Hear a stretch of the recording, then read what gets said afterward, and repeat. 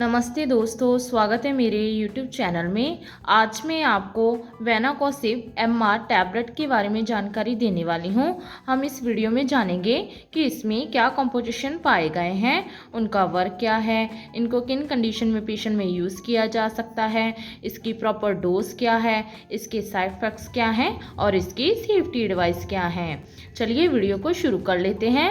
सबसे पहले हम जानते हैं कि जो वेनाकोसिव MR टैबलेट है इसमें क्या कंपोजिशन पाए गए हैं। जो वेनाकोसिव MR टैबलेट है इसमें जो इटोरिकोसिव है ये 80 mg पाया गया है और दूसरा जो थियोकोल्चिकोसाइड है ये 4 mg पाया गया है और ये बैंकम कंपनी द्वारा मैन्युफैक्चरिंग किया गया है।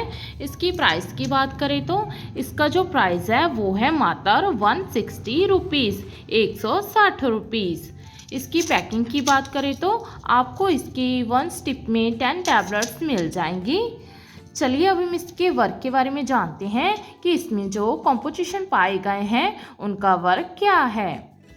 जो वेनाकोसिव MR टैबलेट है इसमें जो इटोरिकोसिव है ये एक non steroid anti inflammatory drug है जिसे कि हम निसेड्स भी कहते हैं।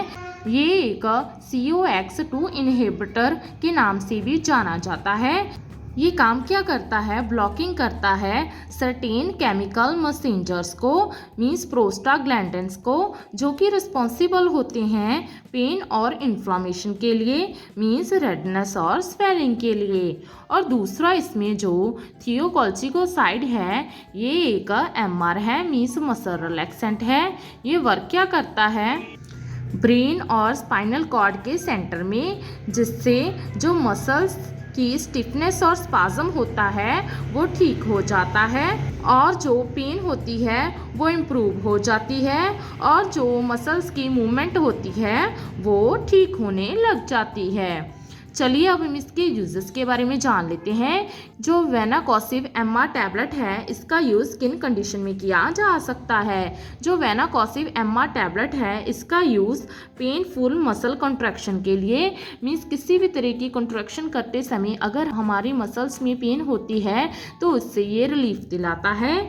जहाँ फिर इस टैबलेट का यूज़ मसल्स की इंजरी हो गई है, जहाँ फिर मसल्स का स्पाज्म हो गया है और वो भी किसी भी तरह के ट्रॉमा की वजह से, जहाँ फिर ब्रेन और स्पाइनल कॉर्ड की प्रॉब्लम की वजह से, तो उससे भी ये रिलीफ दिलाता है।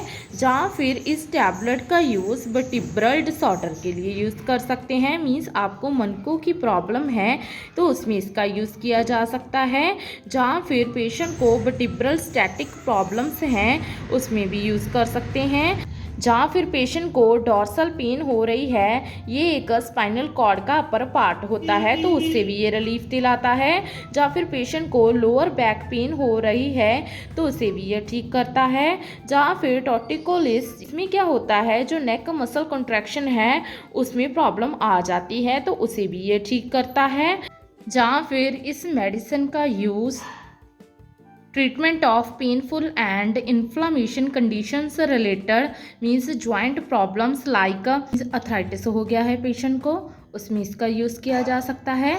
जहाँ फिर पेशेंट को रोमैटिक अर्थराइटिस हो गया है, इसमें क्या होता है, पेन होती है, स्टिफनेस होने लगती है, स्वेलिंग और लॉस ऑफ मूवमेंट्स हो जाती है जॉइंट्स की और पेशेंट के स्वेलिंग हो जाती है उसके जॉइंट से लेकर उसकी बॉडी तक। जहाँ फिर इस टैबलेट का यूज़ पोस्टरेटिक अर्थराइटिस में यूज़ किया जा सकता है। जहाँ फिर इस टैबलेट का यूज़ ओस्टियोआर्थराइटिस, इसमें क्या होता है, damage to the joint questioning, इसमें डैमेज हो जाती है जॉइंट्स में।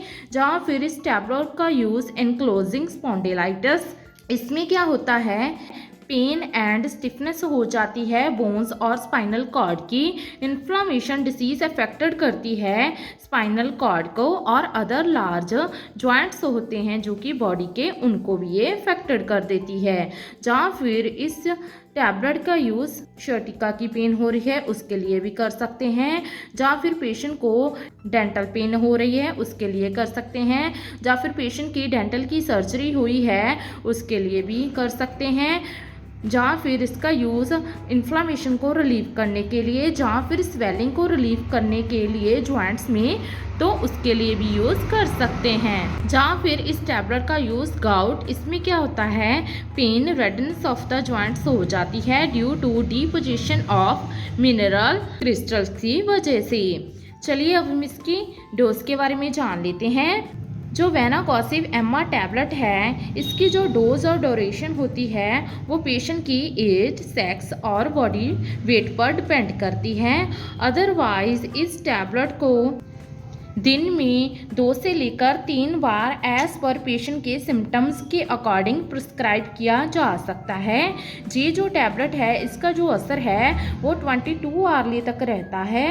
तो डॉक्टर आपकी कंडीशन और सिम्टम्स के अकॉर्डिंग इस टैबलेट को लगा सकता है।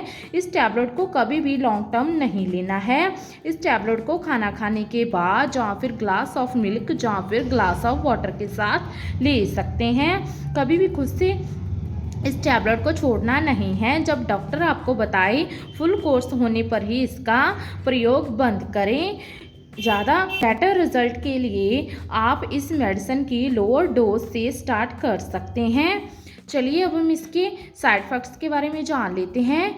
ज़्यादातर रूप में जो वेनाकॉसिव एम्मा टैबलेट है, इसके जो साइड इफ़ेक्ट्स हैं वो देखने को नहीं मिलते हैं, लेकिन सम टाइम पेशेंट को कुछ साइड इफ़ेक्ट्स जैसे कि ऑरल्स अल्सर्स हो जाना, मीन्स मुंह में छाले होना, जहाँ फिर ब्रोंकोस्पाज्म हो जाना। ये क्या होता है, मसल की लाइन जिससे कि हम ब्रोंकाई कहते हैं, एयरवे में होती है, लंग्स में वो टाइट हो जाती है, जिससे कि व्हीजिंग साउंड्स और कफिंग और अस्थमा हो जाता है। जहाँ फिर पेशेंट को इंक्रीज लीवर एंजाइम, मीन्स उसके जो लीवर के एंजाइम है वो बढ़ जाते हैं। जहाँ फिर पेशेंट को इजोफेजाइटिस हो सकता है, स्टमक में पेन हो सकती है, डायरिया हो सकता है, डिजीनेस हो सकती है, ड्राउजीनेस हो सकती है। अगर आपको ये साइड इफेक्ट ज़्यादा गंभीर रूप में नज़र आए तो अपने नियरली डॉक्टर के साथ संपर्क जरूर करें। लास्ट में इसके कुछ सेफ्टी एडवाइस के बारे में जान लेते हैं। इसके सेफ्टी एडवाइस हैं, अगर आपके स्टमक में अल्सर है तो इस बारे में डॉक्टर को पहले से बताना है। जहाँ फिर पेशेंट को इंटेस्टाइनल और स्टमक में ब्लीडिंग है तो इन कंडीशंस में इस टैबलेट को अनसेफ माना गया है। ड्यूरिंग ड्राइव और अगर आप अल्कोहल का सेवन करते हैं तो इस टैबलेट का सेवन नहीं करना है, क्योंकि पेशेंट को ड्राउजीनेस और डिजीनेस हो सकती है। अगर आपको पहले से ही कोई भी हार्ट की प्रॉब्लम है, एंजाइना पेक्टोरिस है, जहाँ फिर हाई ब्लड प्रेशर रहता है, जहाँ फिर बाईपास सर्जरी हुई है, जहाँ फिर स्ट्रोक है, तो इन कंडीशन को डॉक्टर को बताना भी है और इस टैबलेट को इनमें अनसेफ माना गया है। खुद से कभी भी इस टैबलेट का यूज़ ना करें।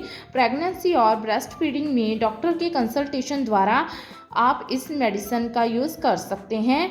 और अगर आप प्रेगनेंसी प्लान कर रहे हैं तो इस बारे में भी डॉक्टर को पहले से बताना है।